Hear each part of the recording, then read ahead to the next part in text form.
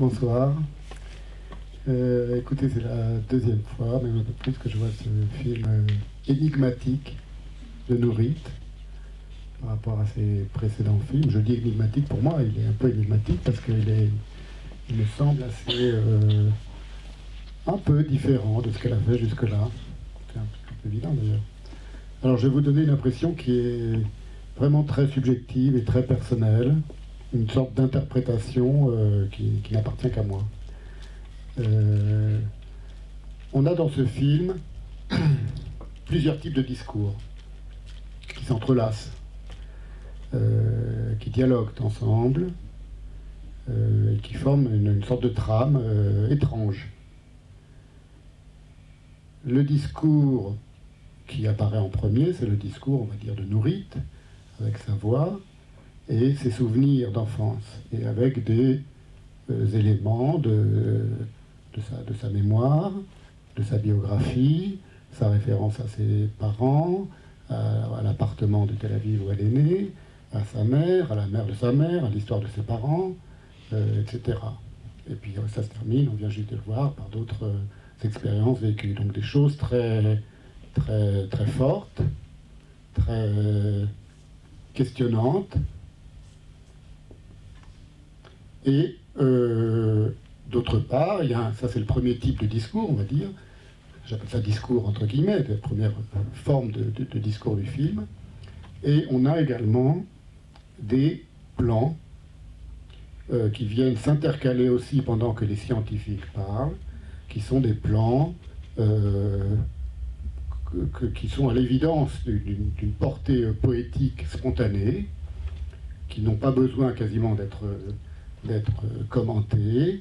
des plans en général qui sont des plans en général qu'on semble voir à travers une fenêtre en mouvement, comme le plan de train de Tel Aviv que tu as repris dans tes films au début, ou d'autres plans, avec toujours quelque chose de mystérieux aussi que tu as opéré par un effet spécial, ou par je ne sais pas quoi, par la photographie. Donc quelque chose de puissamment poétique, je trouve. Et puis il y a un troisième type de discours, qui lui-même se morcelle en plusieurs sortes de discours, mais enfin qu'on pourrait réunir, subsumer sous l'appellation de discours scientifique. Alors, moi, personnellement, très subjectivement, je suis assez peu sensible au discours scientifique. Assez peu sensible, je veux dire par là qu'il ne m'émeut pas, il ne me touche pas, il peut m'intéresser, il peut être intéressant, mais j'y vois très souvent, ou j'y entends très souvent, une manière, parfois maladroite d'ailleurs, de tenter de justifier une forme de domination. Je veux dire par là qu'il n'échappe à personne que le monde dans lequel nous vivons aujourd'hui, au XXIe siècle, est un monde entièrement habité par la science et par le discours scientifique, et parfois même jusqu'à notre plus profond insu. Ce discours scientifique, c'est le discours, et surtout, et y compris, et surtout quand c'est un discours qui parle et qui évoque l'être humain, le cerveau, en l'occurrence, c'est ce que nous disent un peu ces neuroscientifiques, ces neurologues, ces neurophysiciens ou neuropsychologues, psychanalystes, je ne sais pas comment ils s'appellent. C'est une manière d'essayer de comprendre quelque chose qui, en nous, est si énigmatique, et si mystérieux, et si important, à savoir la pensée, ce que l'on est, d'où l'on vient, à savoir ce que dit Nourit dans les autres moments du film qui viennent s'intercaler entre les différents types de discours scientifiques. Et alors j'ai beaucoup réfléchi à la manière dont cette dialectique fonctionnait dans le film de Nourit, on en a même parlé longuement au téléphone, tu t'en souviens, et je me suis dit c'est très bizarre parce que si on prend en considération que le discours scientifique, on a l'impression, après tout, quand même, d'une rhétorique assez fruste, assez pauvre, assez creuse, pour le dire de manière critique, à savoir que ce sont des gens qui ont fait de longues études et qui vont nous expliquer, avec des mots assez savants, qu'au fond, un être humain, c'est pas un singe. Et que lorsque un enfant apprend de langue, il sait parler de langue. ou lorsque on apprend à lire, eh ben, on ne savait pas lire avant de savoir lire. Ce sont des choses, si vous voulez, qui, lorsque l'on a en mémoire ou à l'esprit ce que les plus grands poètes de l'humanité ont dit ou exprimé sur ces mêmes phénomènes, après tout, qui paraissent vraiment très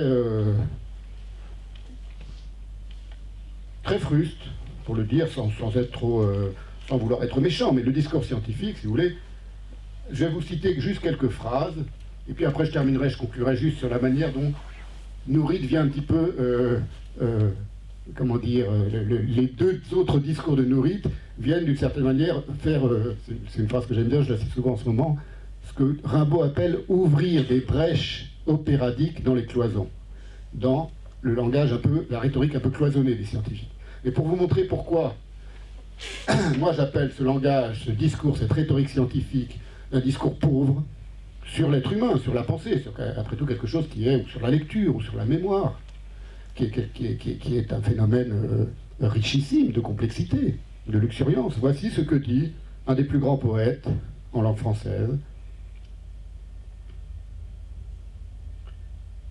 Par exemple, les vérités que l'intelligence saisit directement à claire-voie dans le monde de la pleine lumière ont quelque chose de moins profond, de moins nécessaire que celle que la vie nous a communiquée en une impression matérielle, parce qu'elle est entrée par nos sens, mais dont nous pouvons dégager l'esprit.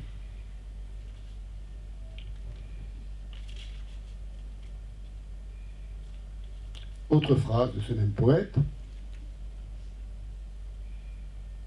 Quant au livre intérieur des signes inconnus, de signes en relief, semblait-il que mon attention, explorant mon inconscient, allait chercher, heurtait, contournait comme un plongeur qui sonde,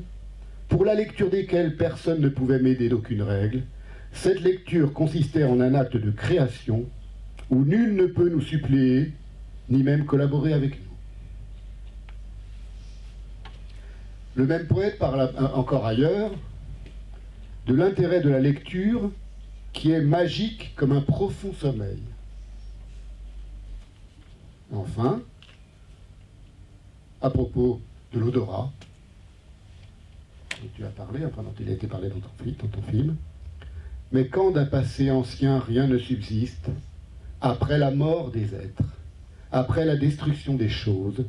seule, plus frêle, mais plus vivace, plus immatérielle, plus persistante, plus fidèle, l'odeur et la saveur restent encore longtemps comme des âmes, à se rappeler, à attendre, à espérer, sur la ruine de tout le reste, à porter sans fléchir sur leurs gouttelettes presque impalpables l'édifice immense du souvenir. Vous aurez reconnu évidemment les phrases de Marcel Proust. Alors vous voyez, quand on goûte ce genre de rhétorique poétique, on ne peut que trouver le discours scientifique un peu... Voilà. Alors maintenant, comment intervient Nourrit par rapport à ce discours scientifique? C'est très étrange parce que le discours scientifique, on va dire, c'est quelque chose, c'est comme s'il faisait une sorte de zoom ou de cadrage, pour employer une métaphore cinématographique, sur le phénomène humain de la lecture, de la mémoire, de l'olfaction. Et c'est un cadrage qui est très serré et qui, d'une certaine manière, ne permet pas de voir grand-chose. Je veux dire qu'on imagine, on sait, nous, qu'on a un plan, enfin, on a une virtualité beaucoup plus ample que ce que nous disent ces gens-là sur des choses qui sont quasiment de l'ordre du b.a.-ba, du b.a.-ba de l'être humain. Et Nourrit, comme si elle avait envie d'ouvrir des brèches dans ce cloisonnement, ce zoom ce macro, comment dire, comme un macro-photographie sur l'être humain, sur les capacités de l'être humain de lire, d'écrire, de se souvenir, etc. Comme si elle voulait faire exploser ça, elle va, entre les discours de ces scientifiques, ouvrir des fenêtres. Et c'est l'apparition des fameuses fenêtres de Nourrit, à savoir des fenêtres énigmatiques, très poétiques, les paysages qui défilent, À un moment, elle va parler de l'hébreu et des petites lettres hébreux qui sont comme des fenêtres sur le monde. C'est-à-dire qu'il y a toute la poésie propre à la biographie de Nourit, à l'être humain qu'est Nourit Aviv, à son travail, qui vient d'une certaine manière essaimer et pigmenter le discours scientifique assez monotone et venir lui donner sa propre ouverture. Donc c'est comme si, dans un film où tout de même on a un écran, c'est-à-dire qui est un instrument technique, si vous voulez, par définition, un film, un objet cinématographique, Nourit venait avec des éléments de langage qui lui sont propres à plusieurs égards. C'est sa voix, elle, avec son accent si particulier, avec ses souvenirs si particuliers, avec sa biographie si particulière. Elle vient faire trouer, faire imploser l'imperméabilité du discours scientifique. C'est pour ça que ce film est vraiment très énigmatique, il est très intéressant, mais il y a vraiment une dialectique entre différentes sortes de discours, et je crois que c'est cette dialectique-là qui fait l'intérêt de ce film, plus que le discours scientifique proprement sur le cerveau. C'est pour ça que, ce sera ma conclusion, lorsque j'en ai discuté avec Nourit, j'ai dit, mais au fond, tu aurais dû appeler ce film « Poétique de mon cerveau ». Ah, d'accord.